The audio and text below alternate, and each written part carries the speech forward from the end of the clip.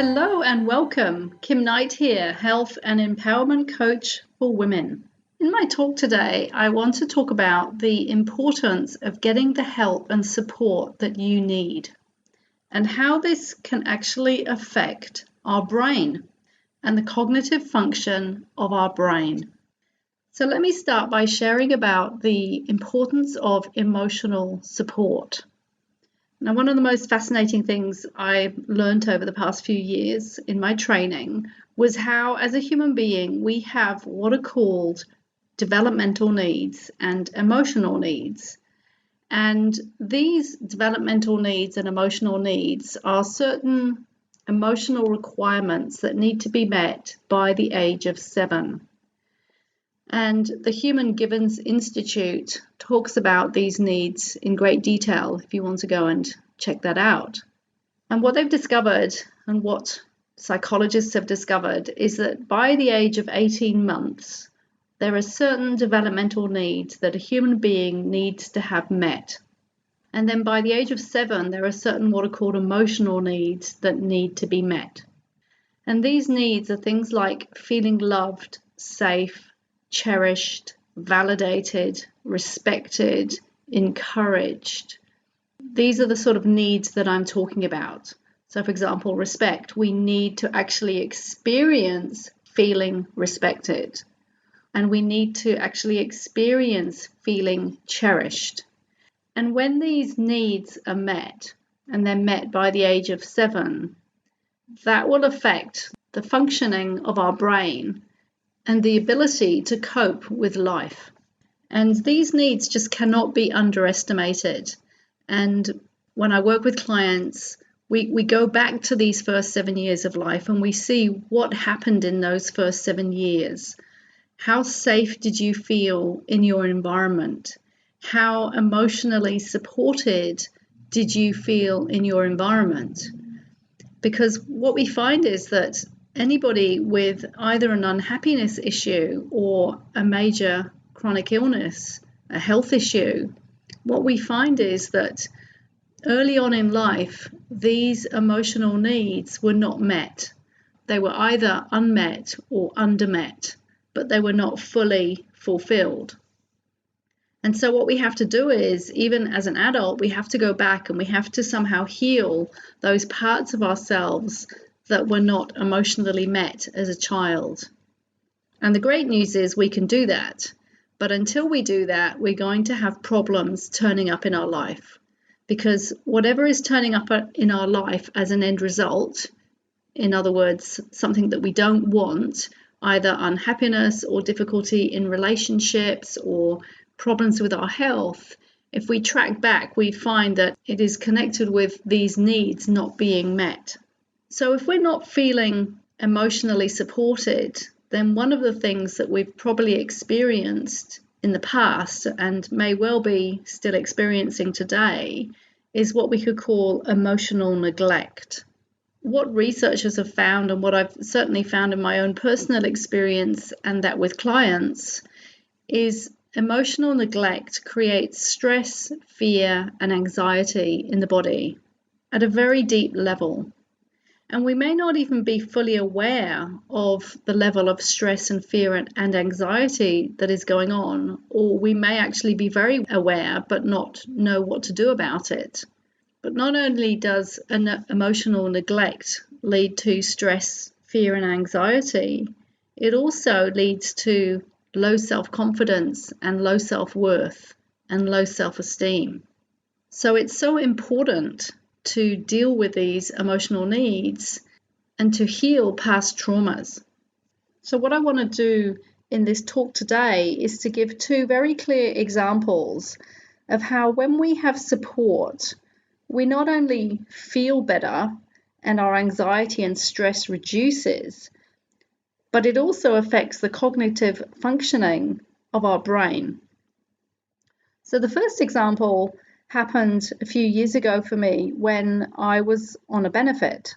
And I was on a benefit, a sickness benefit, because I was unable to work with chronic fatigue. And I discovered that I was going to be audited by the benefit office. And that was pretty stressful for me. And the main reason that it was stressful was because I had a huge fear of dealing with anything financial. And I was later to discover that the reason that I had so much fear was because of all the trauma that happened earlier in my life, and the fact that financial issues and financial survival are literally connected in the brain with a fear of physical survival. And that all went back to the fact that when I was born, I felt very abandoned and isolated. And later on in life, that played out as not feeling safe in the world and not feeling able to support myself financially. So there's a huge connection between feeling safe in the world physically and feeling safe in the world financially. So I had to provide my accounts to the benefit office, and they gave me 6 months to prepare these accounts. And 2 weeks before I was due to submit my accounts, I still hadn't done them. I had just been putting them off, because every time I thought about doing it, my body would just go into anxiety and it would go into the stress response, and my brain would literally shut down because it thought it was in the fight-flight response, and I couldn't do the accounts. But I had to do them. There was no way I could get out of it, and there was a fixed deadline. So 2 weeks before these accounts were due, I thought, well, I have to do them. I've got to pull my finger out, I've got to stop procrastinating, and I have to get this done. So what is it that I need to actually get this done? And I realized that what I needed was some help. I realized that I didn't know how to do it. I didn't know literally how to do the Excel spreadsheet and to get the data together that I needed to provide. And I recognized finally that I needed help. And after recognizing that I needed help, I thought, okay, well, who can I ask to help me? And immediately a friend's name popped into my head who is very, very good with accounting stuff. And I thought, right, I'm going to ring her and I'm going to ask her. So I rang my friend and I explained the situation and I explained the deadline, and she said, yes, of course, but I can't see you for 3 days. And I said, that's fine. That's plenty of time. So we made an appointment for 3 days later. And what was really astounding was that in the next 24 hours, I had done the job by myself.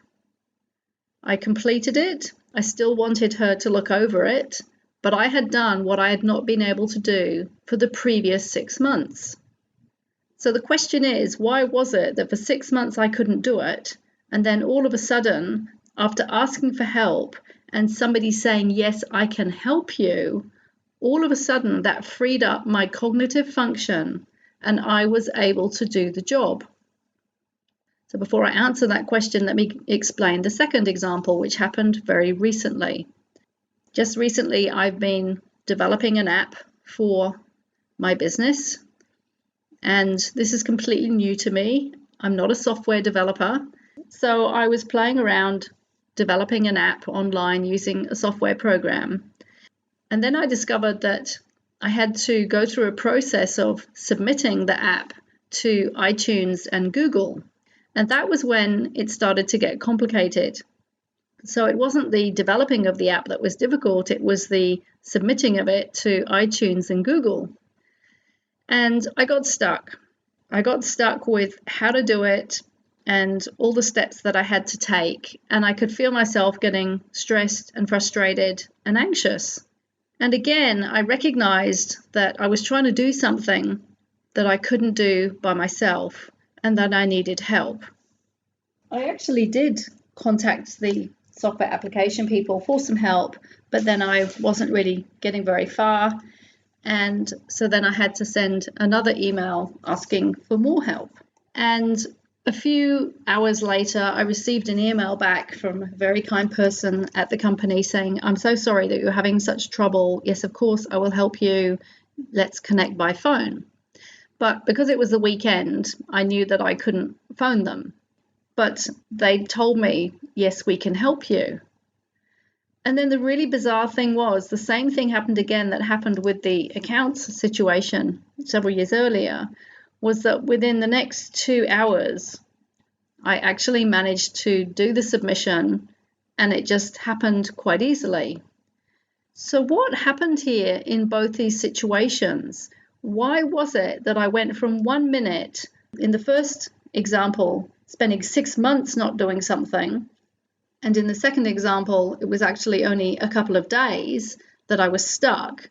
But how was it that I went from being completely stuck in my brain and not able to do a task from being able to do it with ease and flow? Well, what happened was, A, I asked for help, and B, that help was offered.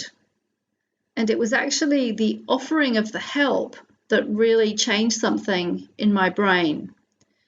Just knowing that the support was there when I asked for it changed everything. Now, I don't know about you, but I'll share my personal experience of why asking for support has been so difficult and why I've had a history of anxiety and stress as a result of that. Because when I grew up, I had one parent who was very willing to support and help me when I needed, and I knew that I could ask for support. But I had another parent who, whenever I asked for support, they would either say no, or even worse, they would actually punish me. So I learned that it was not okay to ask for support, and even more than that it was scary to ask for support. And that creates a real trauma in cognitive function and cognitive ability. So what is the lesson here?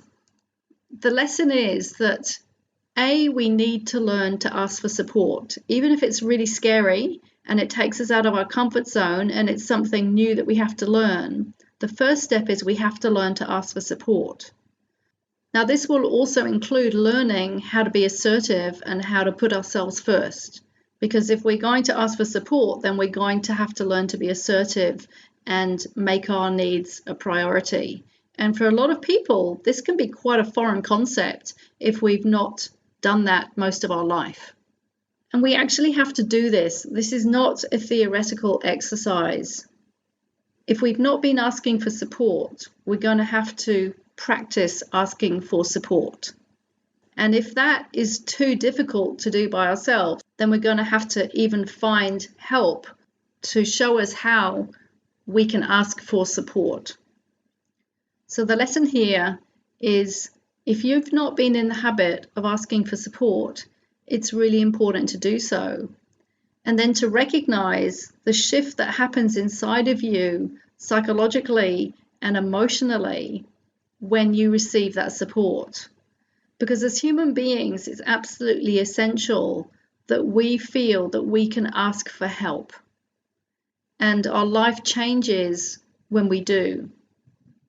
So we need to learn as human beings to give help, but we also need to learn to ask for help. And one of the things that many people are good at doing, especially the women that I tend to work with, is that they're constantly helping others, but they're putting themselves at the bottom of their list, and they then never ask for the support that they need. So I hope this has been useful. I hope it's given you food for thought, and I encourage you to go away and ask yourself, how much support do I need? Am I receiving enough support in my life?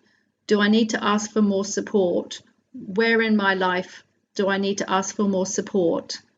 And then ask for it, and then see what happens. So until we meet again, I wish you good health.